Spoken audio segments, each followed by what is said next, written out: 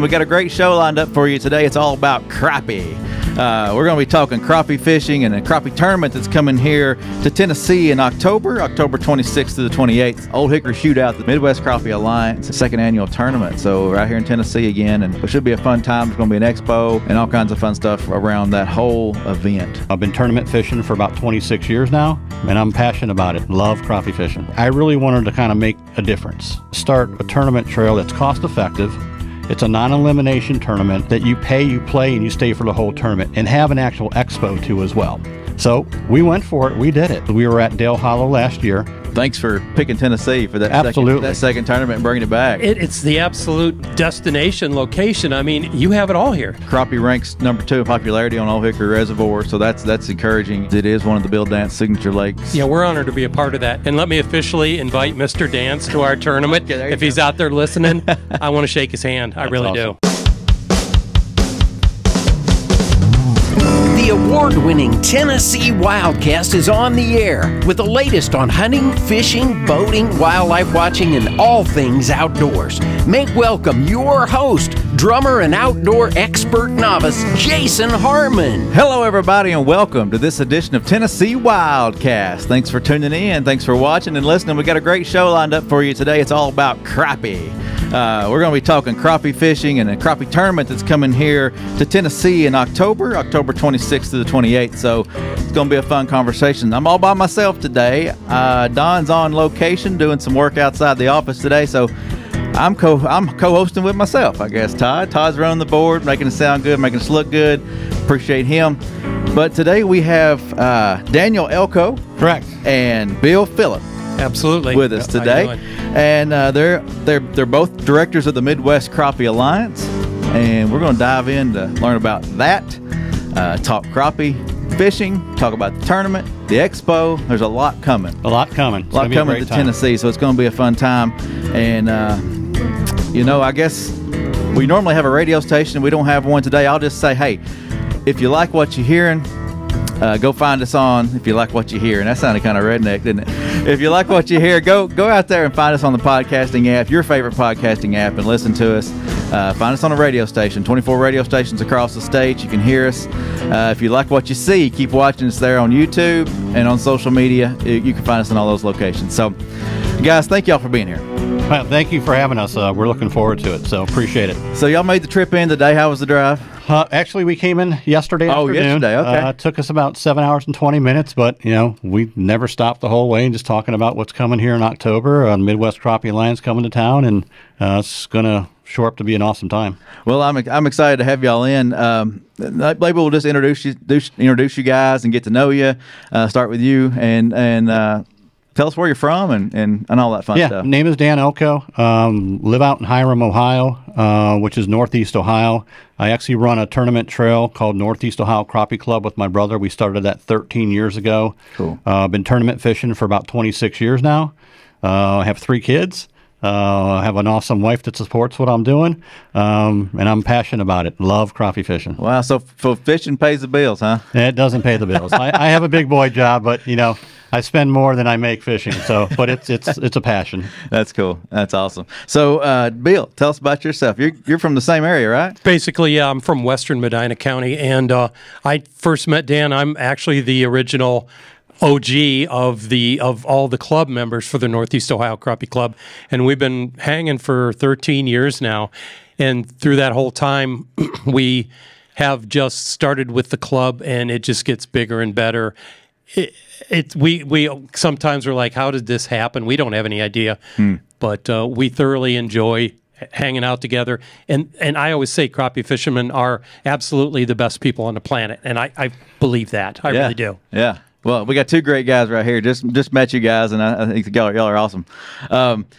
So you want to backtrack a little bit, and let's talk about how that alliance got started. Yeah. I don't know if you want to touch on that first. Yeah, I can. I can tell you this goes probably back 2.5 years at this point. Originally, some of the higher end tournaments that, cost $2,000, $3,000 entry fee, which I entered, which is an elimination cut. We fished day one. We were unfortunate to make the cut, and you spend $6,000-7,000, Wow. and then you're going home after day one. It doesn't make you feel too good, right? Although you should have did a better job and practiced more and did some more homework, and I get that. But at the end of the day, I really wanted to kind of make a difference. My brother asked me, Dan, why do you want to do this? And I said, because I want to make a difference. I want to change what's kind of going on in the industry today. So basically, it started with a conversation with James Bailey, who's the owner of Pop's Jigs, and I said, hey, what do you think about this idea? I really want to start a tournament trail that's cost-effective. It's a non-elimination tournament that you pay, you play, and you stay for the whole tournament, and have an actual expo, too, as well.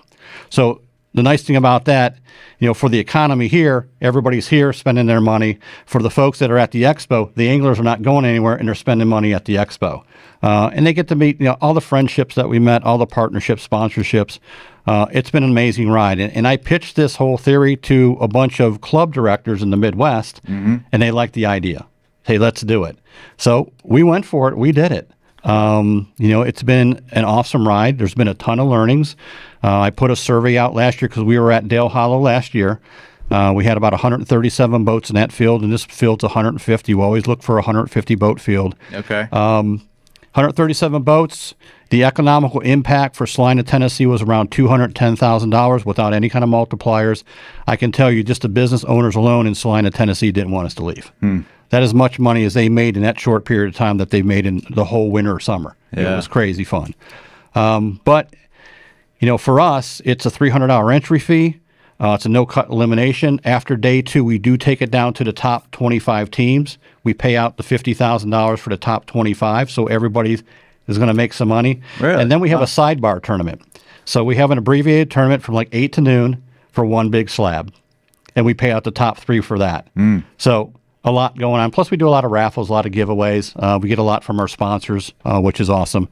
But that's how it was born. And I will be honest with you. I'm sitting. We're talking last night, and we're saying, I can't believe what's going on. We're humbled that we've been accepted in what we're doing. I appreciate everybody that has been a part of what we're trying to do.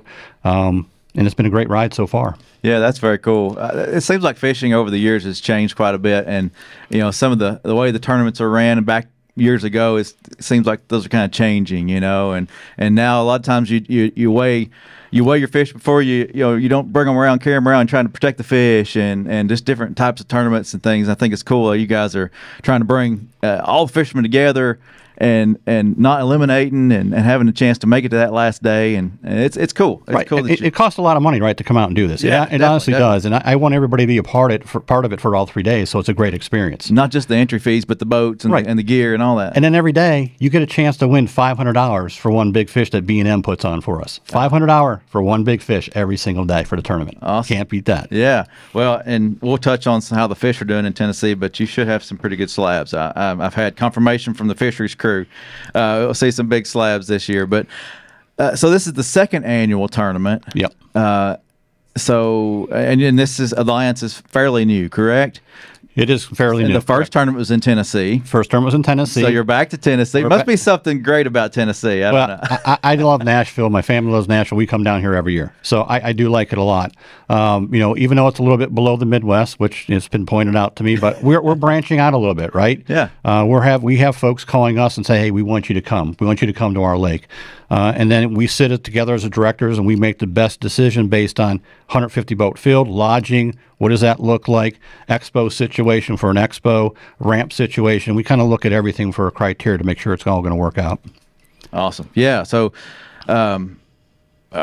thanks for picking Tennessee for that second tournament and bringing it back. It's the absolute destination location. I mean, if you would let us borrow one of your lakes in Ohio, we'd be fine. The problem is, like Dan said, to meet all the certain qualifications, it's either a ramp doesn't work, or we don't have lodging, or the lake is too small.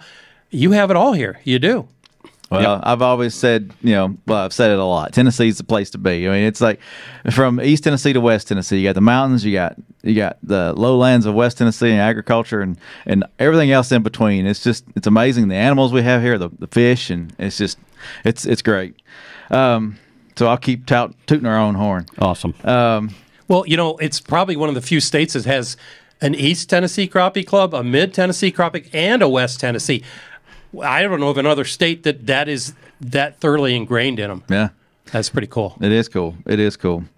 So we talked a little bit of how the Alliance got started, but you mentioned the Expo. So when folks are coming to the tournament, they're going to have an opportunity to go to an Expo and check out what vendors have and new products on the crappie market and all that kind of stuff. Correct? Yeah, you're going to have the best in the industry that's out there today. We have right now lined up 32 vendors that will be at the Gallatin Civic Center in Gallatin. We just actually drove from there to here a little bit ago. We met with those folks over there. We're going to set up booths. We're going to have food there.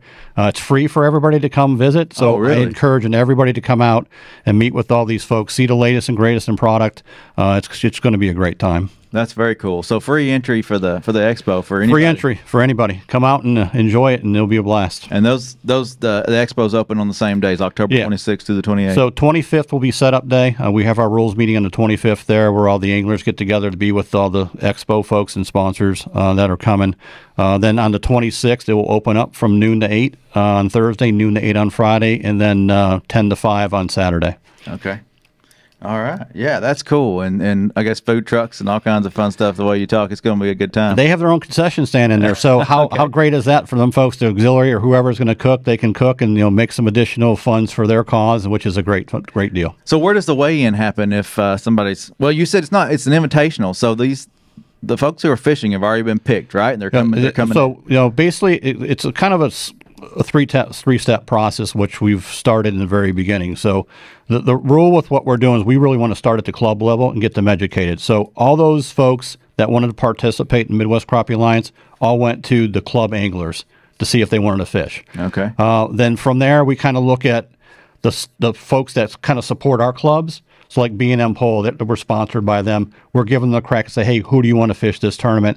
And then we go to the folks that have Expo space.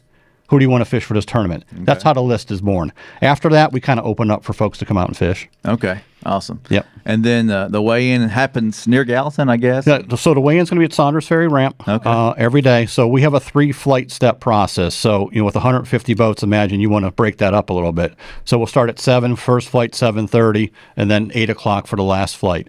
So we'll open our scales up at noon down at Saunders Ferry. There'll be a big weigh-in truck down there that's coming from Jeremy Madeline, Crappie Monster. He's bringing his truck down for us to use. Very cool. And that's when it's going to happen. From noon till probably 5 o'clock, there'll be weigh-ins going on. Yeah. So if you've never experienced a weigh-in, if you're listening or watching, come out there and check it out, right? Yeah, come out and check it out. It's ramp's open, ready for y'all to come experience that. Right. And it's your 7 biggest fish by weight, and it's the angler's responsibility to keep them alive to the weigh-in line. So because we return every single fish. Yeah, awesome. Yeah, that's great. Yeah, fish care is important, especially October will be cooler, but especially right now in the hot weather, fish care is real important. So everything goes back. Well, and talking about fish care, I mean, you're from tournament to tournament, those change because I mean you're talking about Del Hollow, deep fish. And they're coming up from deep spots, and you have to what they call fizz-a-fish. Fizz-a-fish. Yeah. So, and I that's new to me. I learned that a couple of years ago. I was like, oh, okay, that's cool. I didn't really know that. Never fished that deep of water, but so there's care that goes. Y'all are thinking about that. They've devised what they call fin clips, which is something I've never heard of, which they attach to the fin and in the live well, which allows the fish to stay upright and gives it the opportunity to naturalize in the tank. Because otherwise, with that air bladder expanded, if you release the fish, it lays on the surface until it dies. Yeah. Yeah, I think down at Dale Hollow, I probably fizzed 500 fish. And I think I'm a professional at this point. But you can over-fizz a fish, too. So if you take all the air out of that bladder, that fish will actually just sink to the bottom. So it's a matter of taking a little bit of air out and then putting them back in to see if he'll kind of get kind of right-sided and with the fin clips. So well, it's great to see that y'all are taking that extra step and the extra precautions to make sure these fish are healthy and back in the waters, and it's great for the future of fishing. Crappie lives matter. Yeah, exactly. Yep. And that's the title of the show.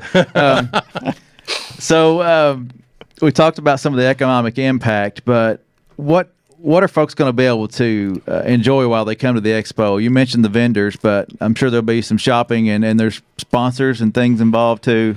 Yeah, there's a ton of sponsors involved. And just to name a few of them, if I can, like B&M Poles will be down there. Crappie Magnet, Crappie Monster will be down there. Miller Tech lithium batteries, for those guys that are using lithium batteries, are the game changer right now in the industry. Really? Crappie Now magazine, that's supporting us a whole lot with the media side of things. Fish USA, Garmin's going to be there. For those that you are interested in learning about forward-facing sonar, Garmin will be there, and they can answer your questions.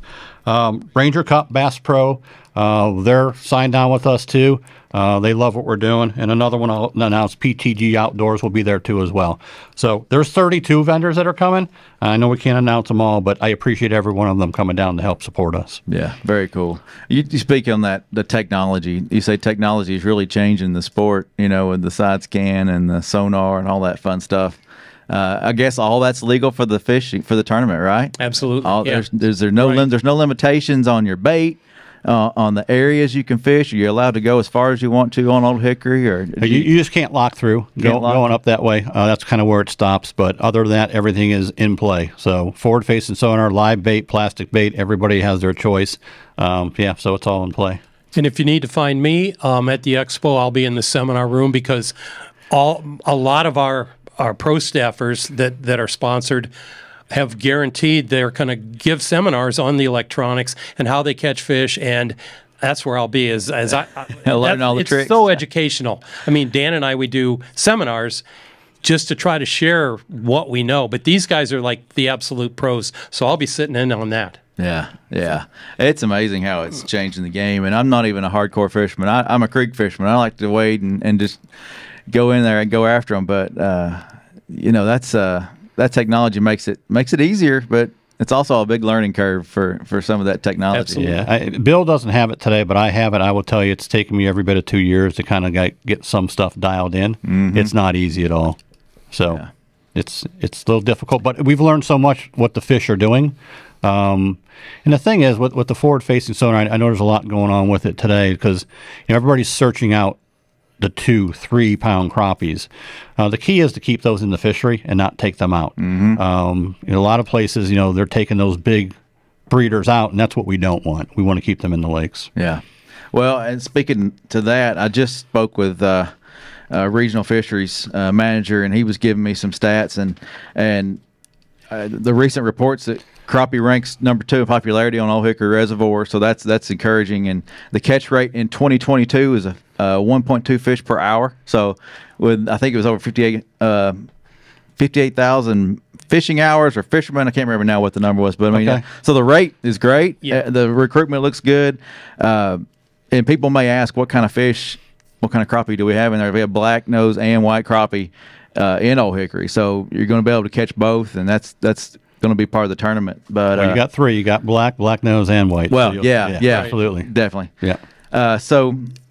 But also the future is looking good. They had a strong 2019 class, so those are probably 4-year-old fish now.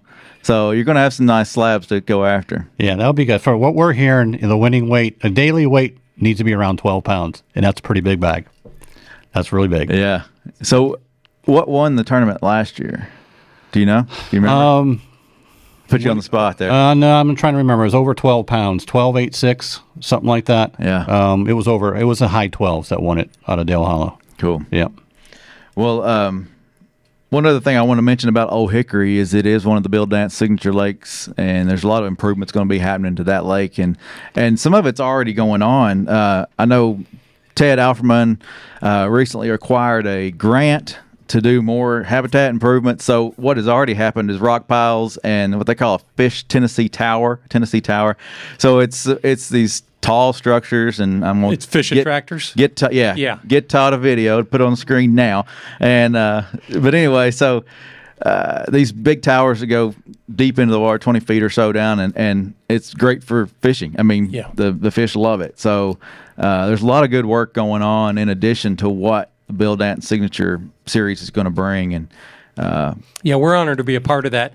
And let me officially invite Mr. Dance to our tournament. If he's out there listening, I want to shake his hand. I really do. Yeah, definitely. He's been a big impact on Tennessee, on fishing in general. Yeah.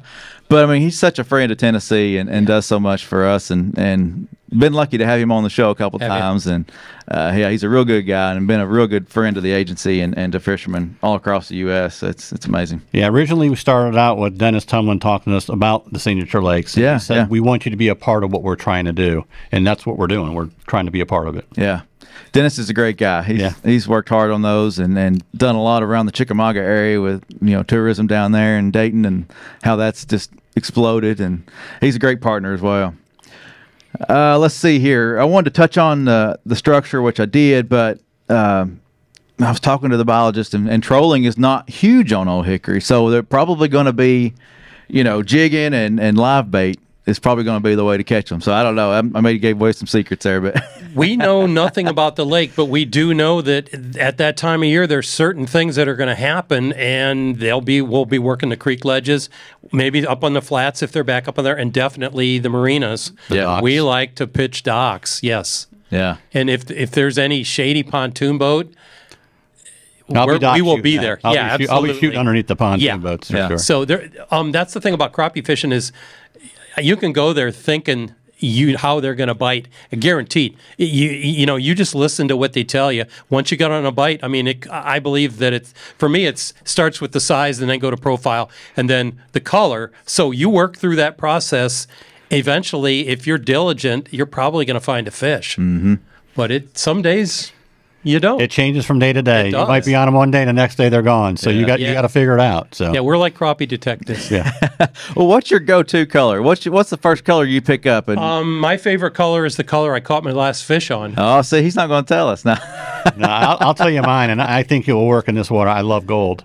Okay. I love gold a lot. So, Yeah. as I look at the clarity of the water here, I think gold, oranges is going to be a big player. Yeah, I believe so. Yep. Yeah. I mean, you can't go wrong with chartreuse. No.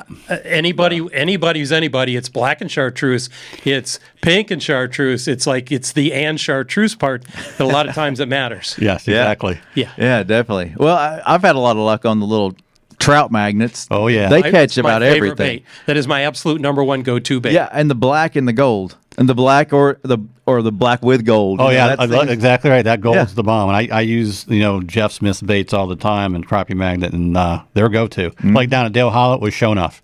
Yeah, that was the color down there for sure. Yeah. Yeah.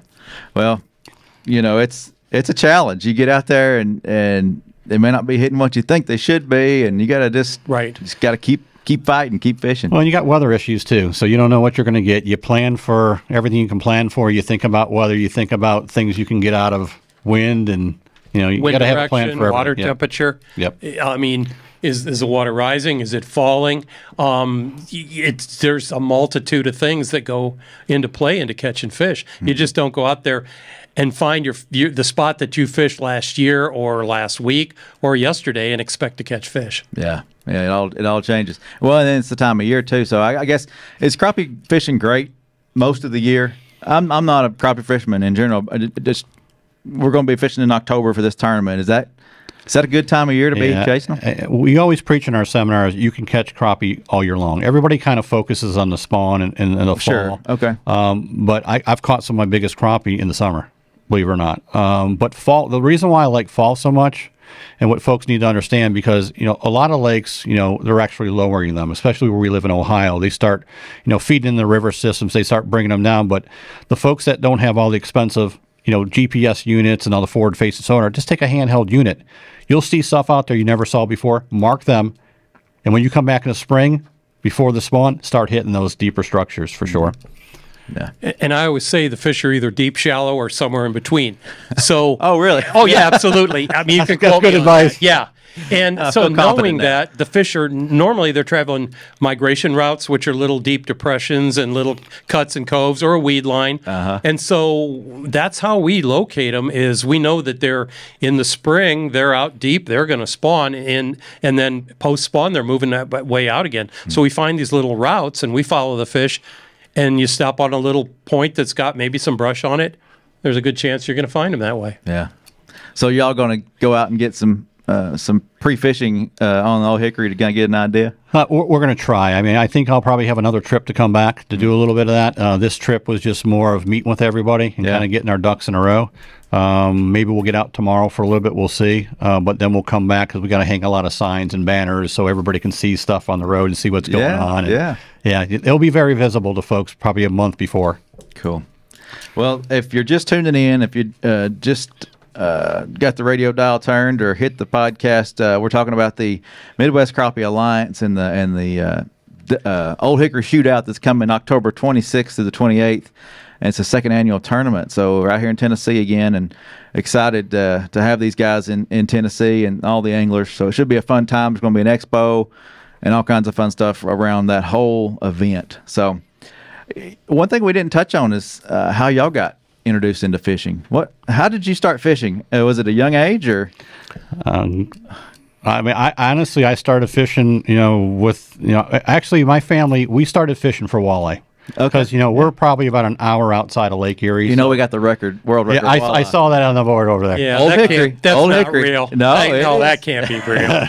That's a tank. The biggest one I've ever caught was probably 10 pounds. But we grew up fishing walleye a lot. And I really didn't change until my brother got his first vehicle. Mm-hmm. And then we started fishing the local inland lakes in Ohio, and we fell in love with crappie fishing.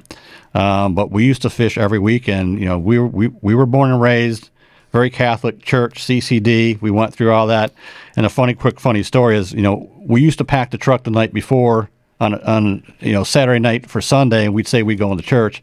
And my brother used to make me run in and go get the bulletin in church and say, "Hey, Mom, we did go to church. Here's the bulletin." But we were out fishing.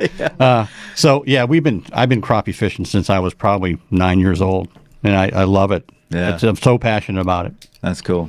So I guess your brother, y'all kind of grew in it together. Yeah. We hunt, fish. We do everything together. We still do it today. And it's been a lot of memories, to be honest. My son's in it too. He's heavy into it right now, and he's 24, and he grew up fishing when he's 3 years old. So there's nothing like it. That's cool. Well, how about you, Bill? How'd you get started? I was fortunate to be born into a fishing family. I cannot remember a time in my life where I didn't have a fishing rod in my hand.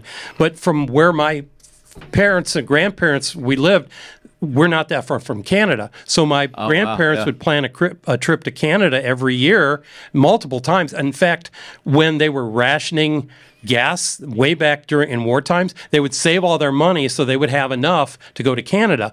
And I have volumes of photographs of pictures of fish with no heads on any of the photos. And my grandma used to go, "That's Aunt Ethel, that's Uncle Charlie." Uncle Charlie, my favorite, would go out on the lake and come home drunk every time. I mean, so my family and it's in my blood. Yeah. And I'm pushing that with my family, but we're knuckleheads at this point. I don't care anybody, and I've talked to so many guys that were bass fishermen. We talked to a guy yesterday, hardcore bass fisherman, got into crappie fishing, and he doesn't fish bass anymore. Yeah. So so I was lucky. It's really addicting. Crappie fishing's fun. I've done it. I enjoy it. But it can be a challenge. The new technology is great, but it's just fun to get out there and fish and have a good time. Hey, every day is different. You have good days, bad days, like anything else. But honestly, we live, eat, and sleep this stuff. We do. We really do. Well, I appreciate you guys making the trek. I know y'all were going to be here anyway, but thanks for joining us on the show. Oh, our pleasure. I'm glad we could help promote it and try to get it out there. Hopefully people will watch We'll be this. available in September, too. Yeah. For Volume 2. Okay. Absolutely right. Yeah. And come out to the Expo, come out to the weigh-in. We'd love to have you guys there, too. Yeah, definitely. We'll get this on the calendar and try to make it for sure. I think it would be a fun event, and maybe we'll do a show out there or something. That'd be awesome. Yeah. Plenty of people that have stories to tell you, guaranteed. Yeah. Yes. Well, maybe y'all have some more stories for us, and we'll do another one. Sure will. We will. All right, so the Old Hickory Shootout, October 26th through the 28th. It's the second annual. We're out here in Tennessee, and we're excited about it. Thank you guys for coming. Thank you for having us. Anytime. This is Tennessee WildCast. Keep coming back, keep listening, keep watching, and we'll see you next time. Thanks for tuning in. Stay connected with TWRA by visiting our website at tnwildlife.org and follow us on Facebook, Twitter, and Instagram. Hey, it's all about Tennessee wildlife. It's what we do. Tennessee WildCast will be on the air again next week. We'll see you then.